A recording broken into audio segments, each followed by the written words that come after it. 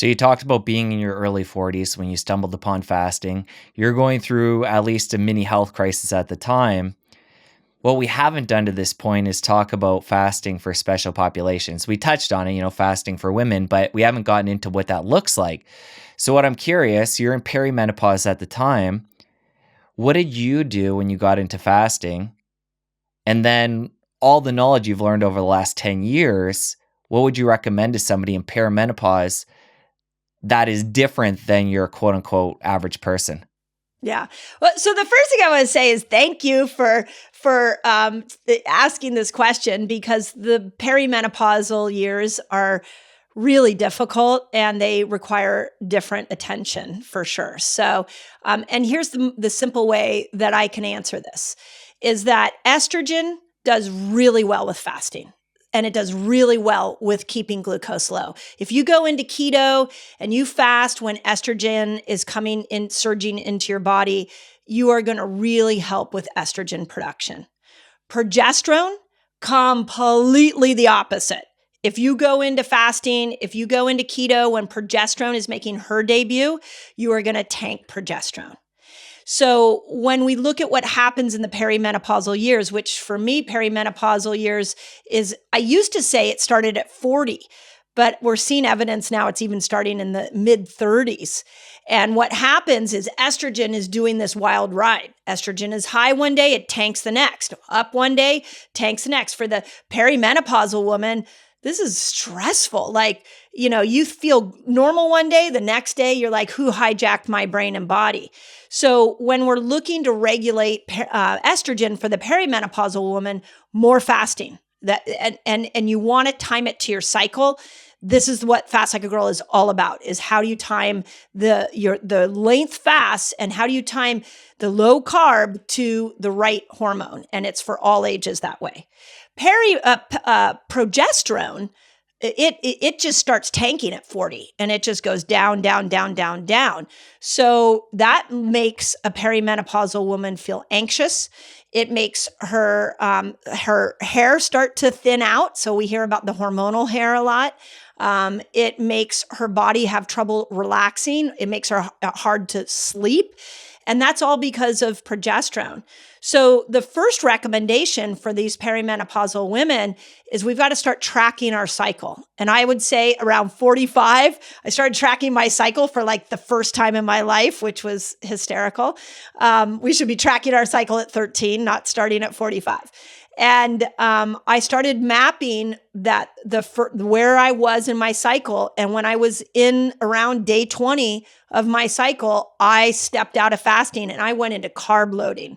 And carb loading for helping progesterone doesn't look like a box of pizza or a tub of ice cream. It looks like more root vegetables, more potatoes, tropical fruits, citrus fruits. These are not keto foods. But when we go to seduce progesterone to come out and help us out as perimenopausal women, we've got to not fast and we've got to raise glucose so that we can make progesterone.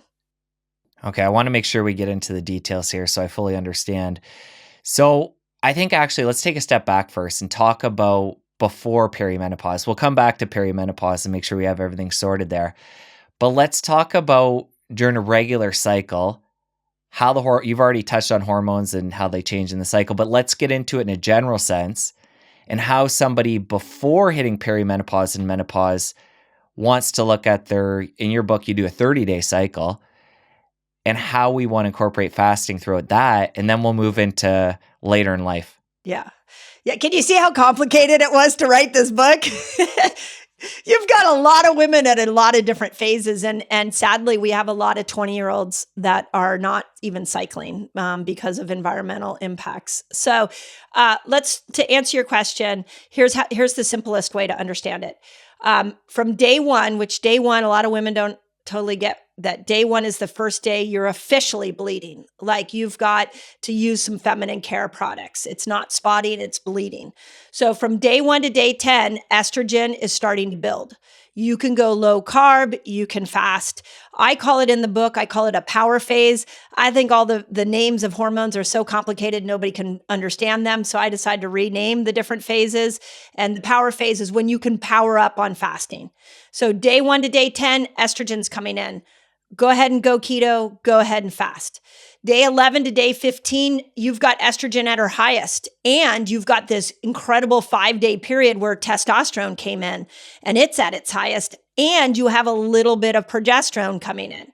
So in the book, I call it the manifestation phase because these are our superpowers. We can manifest anything we want with all these hormones coming in. But we've got to make sure we don't fast too long during that time because progesterone is there. And just because you make a hormone doesn't mean you break it down. So we've got to be able to have a good amount of fiber coming in, a good amount of prebiotic, probiotic fuel to help the gut break these hormones down. So in this ovulation window, I tell people 15-hour fast, like maximum if you're an expert faster. Don't go more than that. And you don't want to be in keto. You want, a lot of people go into keto and they forget about vegetables and fruit. You want to go more into more fruits, more vegetables, more of what I call the hormone feasting foods. Then when we come out of that period, we go back into another power phase. Day 16 to about day 19, you can go keto again. Those hormones have dropped. And so you can go back to a very similar approach to the beginning of the cycle. And then about day 20, that's when we stop doing keto and fasting. We bring glucose back up. You even want to stop cortisol from surging. And in the book, I call it the nurture phase. You really want to nurture yourself. But again, nurturing yourself with a tub of ice cream is not nurturing yourself. It's called a dopamine rush. So that's kind of how we do it. It's like an in and out sort of variation that works the best with women's hormones. All right, let me make sure I have this. So this is for women from when they start their period to about 35. They have a 10-day phase, the first power phase, where they can go into keto and they can fast longer and harder. Then there's about a 5-day period where they have to let up a little bit. They can still fast, but not as aggressively as before. Then there's a few days where you can go back into the power phase, keto diet, fasting a little bit harder.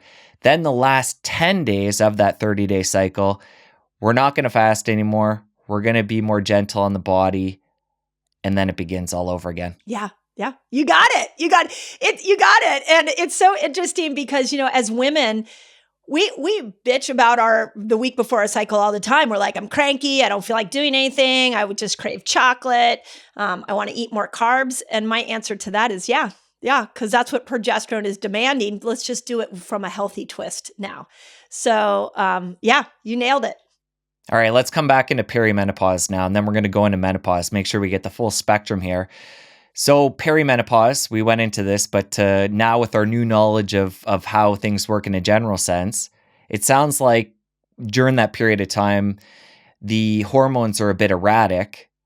Let's talk about how a woman during this phase, can understand the changes going on and what that means for fasting. Yeah, this is the hardest one to really map out. So let me try to make it as simple as possible. So given that you just learned what I called the fasting cycle, what I just taught there, what most perimenopausal women, if you're 43 and you have a normal cycle, you're just going to follow the routine I just gave you. So this was actually my journey, is that I got so excited about fasting that at about 46, 47, my cycle completely stopped.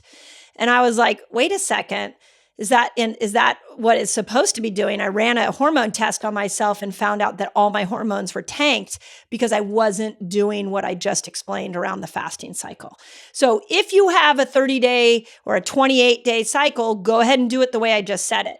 Here's where we have a problem. As you get closer to going into menopause, you have a 60-day cycle, or you have I just had a 166-day cycle where I was like, okay, I'm going into menopause. And then all of a sudden my period showed back up. So, what do you do in those moments? And here's the easiest way I can explain it: is you want to get to know the characteristics of your hormones, and it's really estrogen and progesterone. So, for the perimenopausal woman, if you don't have a cycle to track to, let's take the principles.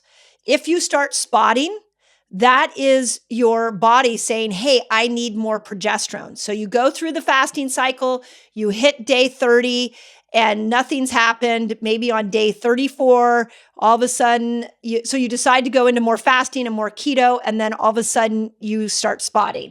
The minute spotting shows up, that's progesterone trying to make her appearance. Let's stop fasting. Let's raise glucose. The other thing we know about progesterone for perimenopausal women is you stop sleeping well. You're having horrible nights and you can't sleep. Then, okay, we need to step out of fasting for a couple of days and lean into more of these progesterone building, hormone building foods. The other thing that we have seen, again, is we can go back to the hair. Hair starts getting thin. You start getting more anxious. You start getting more hungry in the morning. That's progesterone all of a sudden saying, hey, feed me. So you really want to know your progesterone personality, and you also want to get a hormone test. I think everybody should get a hormone test so you know where you are. Estrogen, you're going to want, for a perimenopausal woman, you want to go into more of the keto and fasting path when estrogen is needing some support. So when estrogen is out of balance, it looks like this. Skin gets really dry. Mucosal membranes, your nasal cavity, vaginal area, completely dry. Cognition, you can't quite hold on to information the way you want. And hot flashes. Those are some of the biggest we see when estrogen has now made a big dip or is on this big roller coaster. On days like that, you're going to want to throw more fast at it to clean up that estrogen system. So tracking is important, but knowing these two personalities and then getting a hormone test is really helpful. I've even seen in our community where some women will do like an ovulation kit so they can actually kind of start to see where they are. Some of the women in our community use the Aura ring or any kind of biometric or Whoop, anything like that, which will show you that all of a sudden your heart rate variability goes up. That's a sign of progesterone coming in. Some women use CGMs as they'll just out of nowhere see that their glucose is higher. That's progesterone trying to give you a clue it needs some more support. So that's there's a lot of nuance for the perimenopausal woman.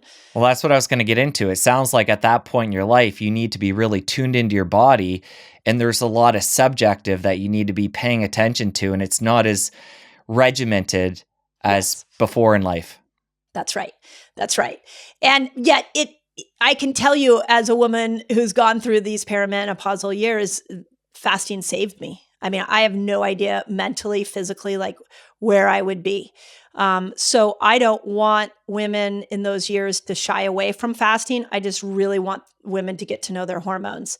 And we have a hormone illiteracy problem in this world. So this is a great time to really get to know the characteristics of these two hormones.